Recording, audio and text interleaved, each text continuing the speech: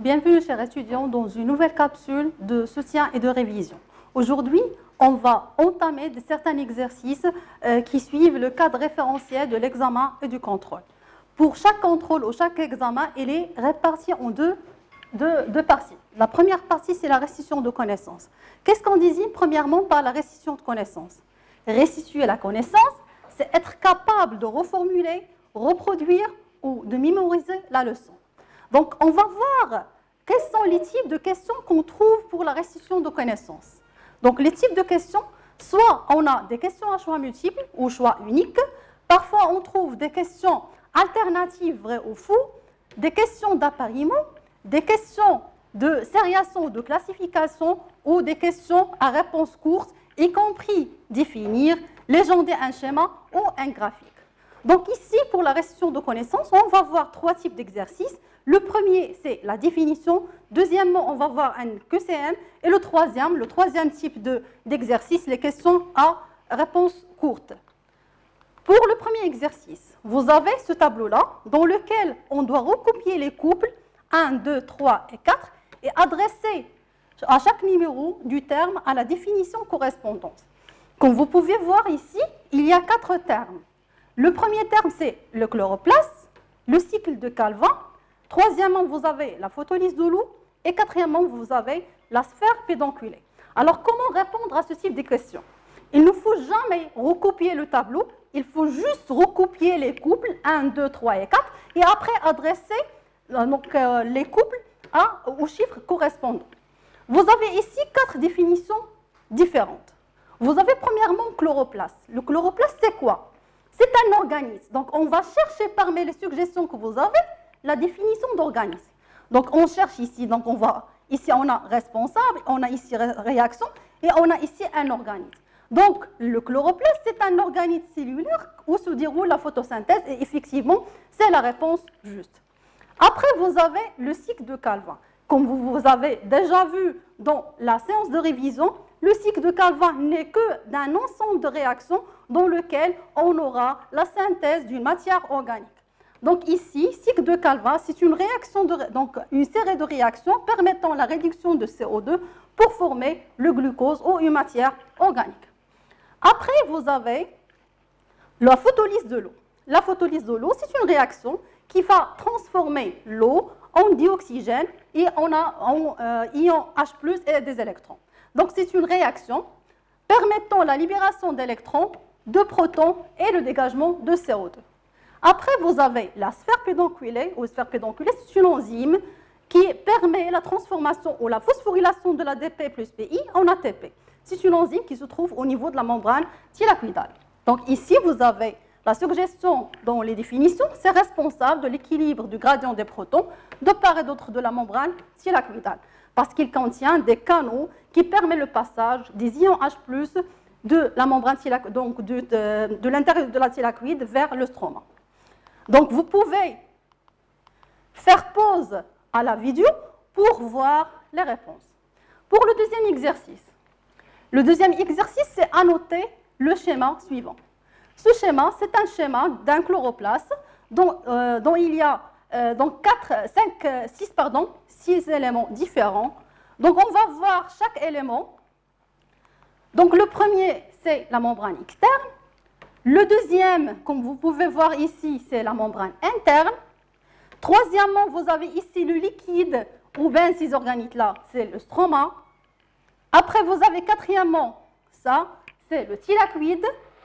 Cinquièmement, c'est l'ensemble de thylakoïde, ce n'est que le granum ou le grana. Et sixièmement, vous avez l'intérieur du thylakoïde, c'est donc soit l'intérieur du thylakoïde, soit la cavité thylakoïdale. Et le titre, c'est le schéma d'un chloroplaste. Après, on va passer maintenant au troisième exercice de la restitution de connaissances. Donc, c'est un QCM dans laquelle pour chacune des propositions numérotées de 1 à 4, il y a une seule suggestion correcte. Recopier les couples 1, 2, 3, 4 et adresser à chaque numéro la lettre qui correspond à la suggestion correcte. Misons la proposition silencieusement. Bon, donc premièrement, vous avez donc, lors de la photosynthèse, la matière organique est élaborée au niveau du stroma des chloroplastes, est élaborée au niveau de la membrane des thylakoïdes, est fabriquée lors de la phase claire et est élaborée au niveau de la membrane externe des chloroplastes. Donc, faisons un petit peu un rappel. Donc, la matière organique, elle est synthétisée lors de la photosynthèse durant la phase sombre, pas la phase claire. Et ainsi, on va chercher ici, parmi les suggestions, la phase sombre. Donc, il n'y a pas la phase sombre, donc on va chercher autre chose. Donc, ici, il y avait fabriqué durant la phase claire, donc c'est faux. Ici, donc aussi, on sait très bien que la matière organique, elle est fabriquée au niveau du stroma, pas au niveau de la membrane thylakoïdale, ni au niveau de l'extérieur de la thylakoïde. Donc, la réponse juste ici, c'est 1A. La matière organique est fabriquée ou est élaborée au niveau du stroma des chloroplastes. Passons maintenant à la deuxième proposition. Choisir parmi les équations simplifiées celle de la photosynthèse. La photosynthèse, ce n'est que la transformation de CO2 plus H2O en matière organique en molécules de glucose 6,6H12O6 plus molécules d'oxygène. Donc, on va chercher ici l'équation qui correspond à la photosynthèse. Donc, l'équation qui est juste ici, c'est l'équation B dans laquelle 6,6CO2, 6,6H2O va donner 6,6H12O6 plus 6 oxygène. Passons à la troisième proposition. Lors de la première phase de la photosynthèse, s'interrompt en absence d'ATP et de l'RH2, l'énergie lumineuse est convertie en énergie chimique, a lieu au niveau de la membrane externe du chloroplaste, libère du dioxyde de carbone. La première phase de la photosynthèse, c'est la phase claire. La phase claire, c'est une phase dans laquelle on aura la synthèse de RH2, d'ATP et bien sûr l'incorporation de CO2. Donc, on ne peut pas accepter ni la première suggestion, ni la troisième, ni la quatrième. Donc, la proposition qui est juste, ou la suggestion qui est juste, c'est 3B. Passons à la dernière proposition. À propos de la matière organique produite par les plantes. Les glucides constituent les premières molécules fabriquées au cours de la photosynthèse. Les protides résultent de l'union d'un alcool et d'acide gras. Un acide aminé se compose uniquement de CH et O. Et l'amidon est un polymère de fructose.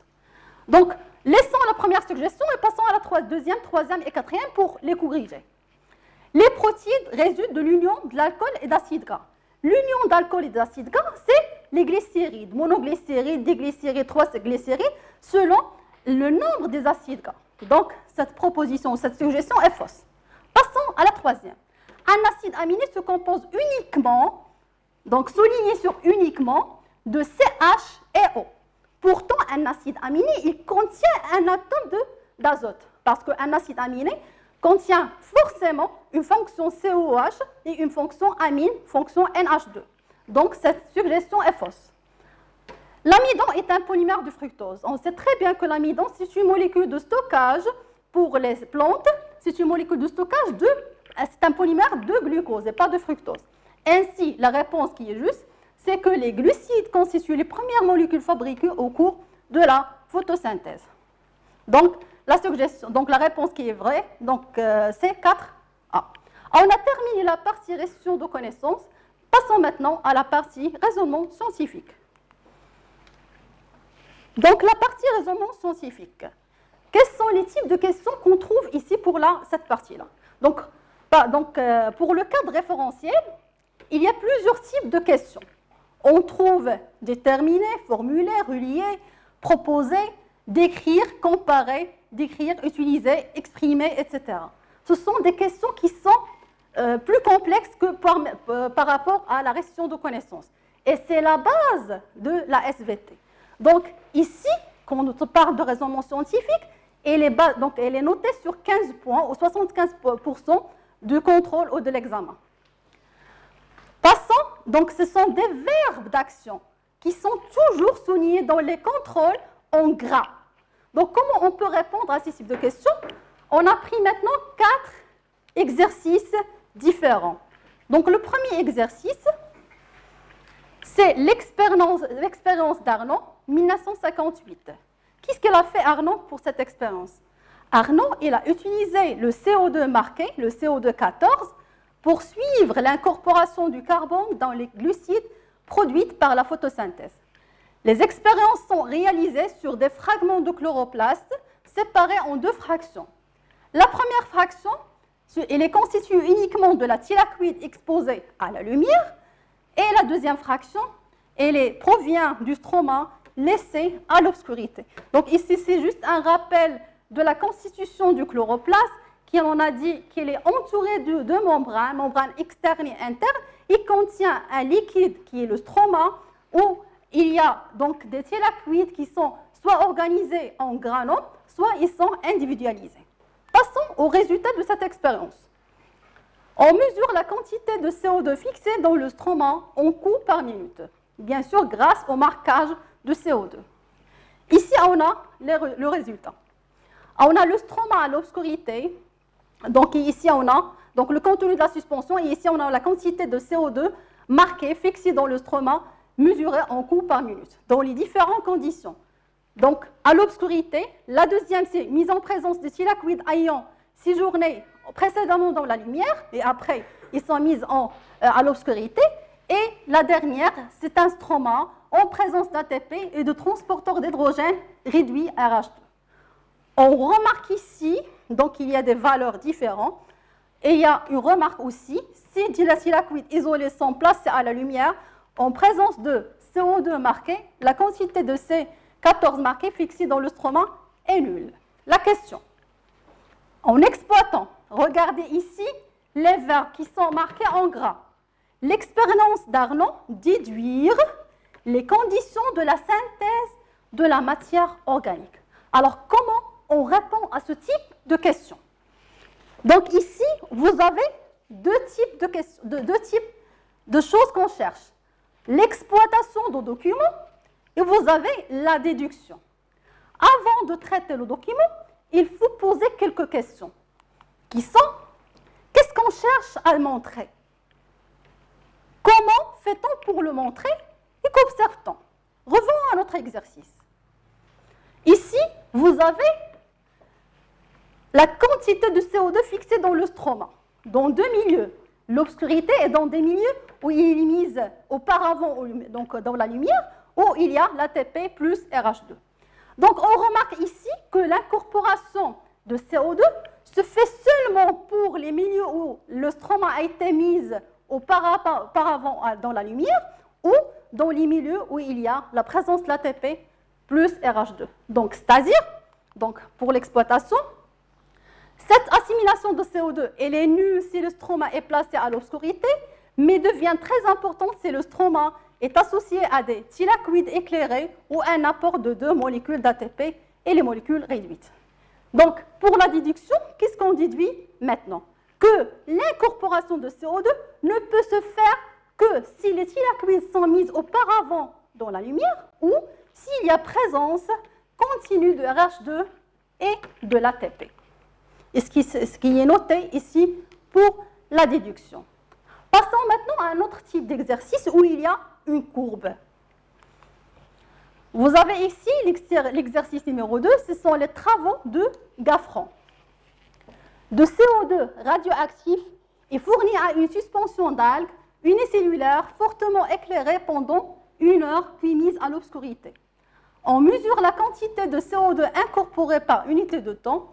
Remarque, en absence de phase lumineuse préalable, le CO2 n'est jamais incorporé. Donc, regardez ici l'exercice. Vous avez deux axes, l'axe des ordonnées et l'axe des abscisses, dans lequel on a marqué la quantité de CO2 incorporée par unité de temps en fonction de temps.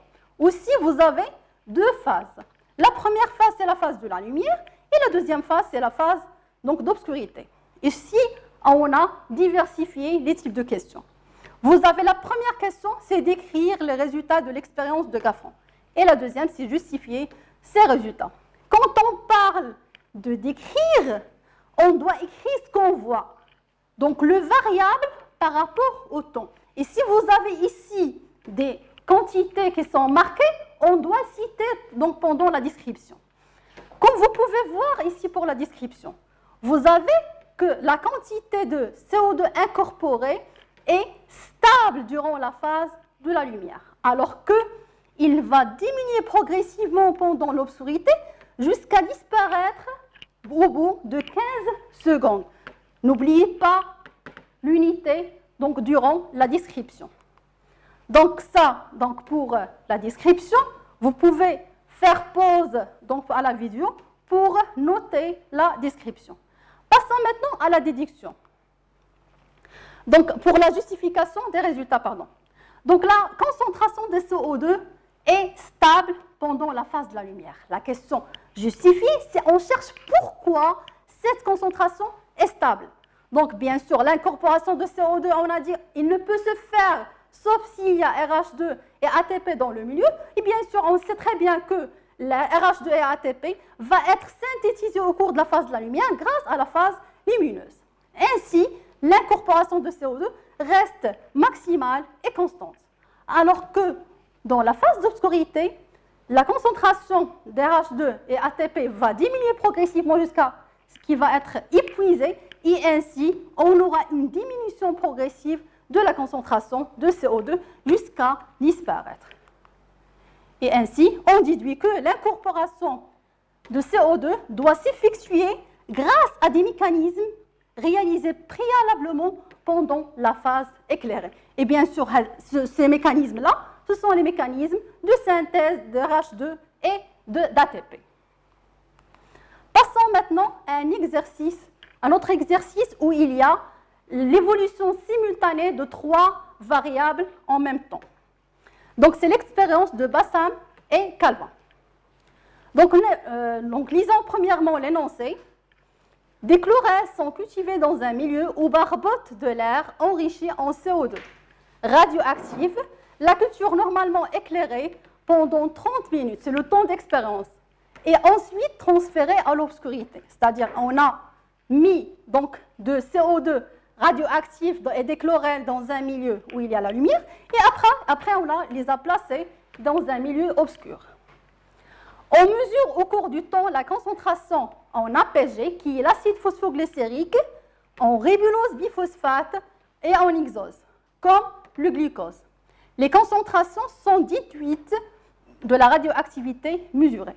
Donc, pour la question, c'est quoi? Ici, un autre verbe d'action, c'est expliquer. Expliquer l'évolution simultanée des 3 composés carbonés. Donc, comment on fait pour ce type d'exercice? Donc, on a l'explication. Donc, premièrement, faisons une petite description de cette courbe-là. On a 2 phases. La première phase, c'est la phase de la lumière. Puis la deuxième phase, c'est la phase d'obscurité. Et toujours, on a la présence de CO2 dans les 2 milieux. Ici, on a l'évolution ou la concentration mesurée par leur radioactivité des 3 composés. Le premier, c'est l'acide phosphoglycérique. Le deuxième, c'est le ribulose 1,6-biphosphate ou 1,5-biphosphate. Et après, on aura les hexoses. Donc, la première chose que vous remarquez ici, c'est que la concentration d'APG et de ribulose biphosphate, elle est constante dans la lumière. Et que la concentration d'hexose augmente progressivement pendant la lumière. Donc, l'explication, c'est quoi? C'est que l'exose, puisqu'il y a une augmentation progressive des exoses, c'est-à-dire qu'il y a une fabrication de ces exoses grâce au cycle de Calvin. Et puisque, normalement, la concentration des 2 composés, elle est stable, c'est-à-dire qu'il y a une poursuite du cycle de Calvin. C'est-à-dire qu'il y a tous les produits nécessaires à la démarche normale du cycle de Calvin. Passons maintenant à l'obscurité. Vous avez ici une augmentation de l'acide phosphoglycérique et une diminution de ribulose biphosphate, alors que le taux des exoses reste stable. L'explication, on cherche le pourquoi des choses. Pourquoi cette concentration augmente, tandis qu'il était constante pendant la phase de la lumière. Pourquoi cette concentration a diminué, pourtant qu'il était toujours constante à la phase de la lumière. Donc ainsi, on peut expliquer cette concentration, sauf par l'arrêt du cycle de Calvin. Pourquoi? Bien sûr, c'est la phase obscure. Il ne reste non plus d'RH2 ni ATP. Alors, il n'y a pas de renouvellement du ribulose biphosphate. Ainsi, on aura une diminution du ribulose biphosphate et la concentration d'acide phosphorique va s'accumuler dans le milieu puisqu'il ne va pas se renouveler pour donner les composés d'Higgs. Ainsi, on a répondu à ces questions par l'explication suivante.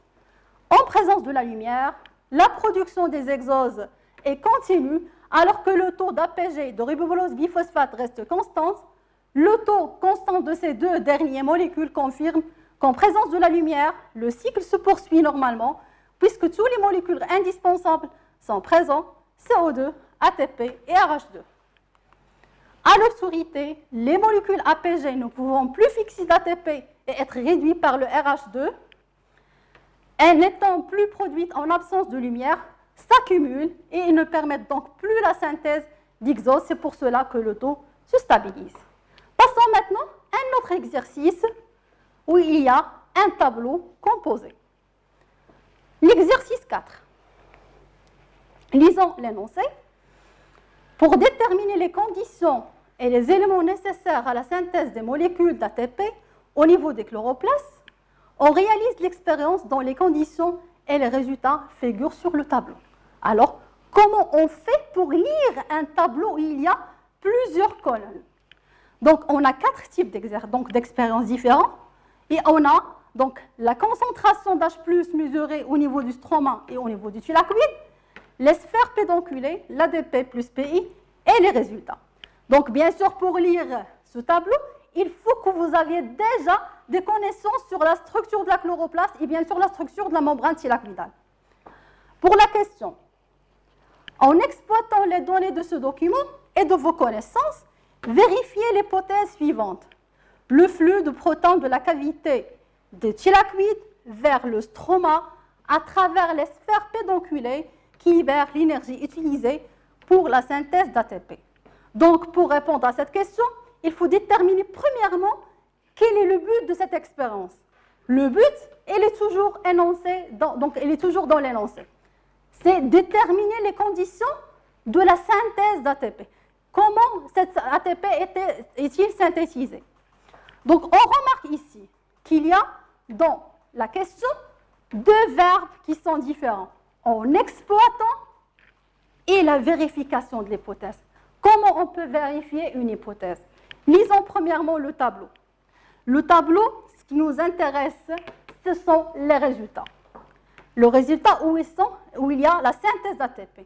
Et on peut remarquer ici que la synthèse d'ATP ne peut se faire que dans le milieu 1. Alors, qu'est-ce qui est différent dans les trois autres milieux? On remarque ici que le milieu 2, il contient une chose qui est très importante qui est différente. C'est l'égalité des concentrations d'H+ de part et d'autre de la membrane thylakoïdale, le stroma et le thylakoïde. Donc, ça, c'est une condition qui ne va pas permettre la synthèse d'ATP. La troisième expérience contient une absence de sphère pédonculée. Donc, sans sphère pédonculée, il n'y aura pas de synthèse d'ATP. Passons à la quatrième, où il y a l'absence d'ADP plus PI. Donc, s'il y a absence d'ATP plus PI, on n'aura pas de synthèse d'ATP. Ainsi, on remarque ici que la synthèse d'ATP nécessite la présence des sphères pédonculées, nécessite aussi la présence d'ADP plus PI et nécessite la différence de concentration de part et d'autre de la membrane, puisque la concentration ici au niveau de la cavité thylakoïdale, donc d'H+, elle est beaucoup plus importante par rapport à celle du stroma. Expliquons les choses, mais en se basant sur les connaissances. Quand on parle de connaissances, on va faire à la mémoire la structure de la membrane thylakoïdale. Ici, donc je vais vous montrer la membrane thylakoïdale, mais dans le contrôle ou dans l'examen, vous êtes censé de savoir cette structure. Donc ici, vous avez la structure de la membrane. Donc, vous avez donc, ici les différents constituants de la membrane thylakoïdale, qui est le photosystème 2, le photosystème 1, la chaîne de la thylakoïde, ici, donc l'ensemble des réactions qui vont se faire. Faisons un petit rappel des différents types de questions qui vont se faire au niveau de la membrane thylakoïdale. La première réaction, c'est la photolyse de l'eau, dans laquelle H2O sera donc transformé en O2 plus des protons qui seront, donc, et des électrons qui seront après transportés jusqu'à le dernier accepteur d'électrons qui est le NAD++, qui sera donc réduit en NADPH2 plus des électrons plus plus NADPH2. Durant ce transfert, qu'est-ce qui va y arriver? Il y a un pompage de protons du stroma vers l'espace intrathylakoïdal. Ce pompage va créer un gradient de protons, c'est-à-dire la concentration au niveau de l'espace intrathylakoïdal d'H+, va être supérieure à celle du stroma.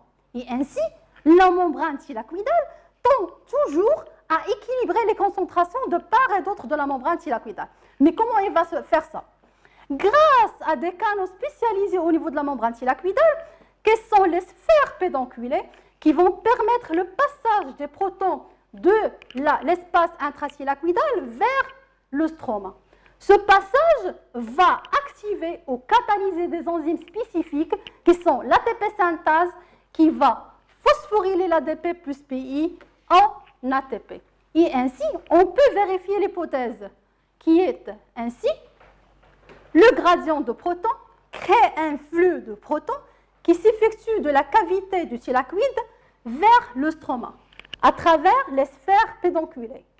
Ce flux entraîne la libération d'énergie et l'activation des sphères pédonculées, qui sont les ATP synthase et qui utilisent l'énergie libérée pour la phosphorylation de l'ADP en ATP. Et ainsi, au cours de la phase claire, on aura la transformation d'énergie lumineuse en énergie chimique grâce à plusieurs réactions et ainsi on a vérifié l'hypothèse dite auparavant. Merci et donc à la prochaine.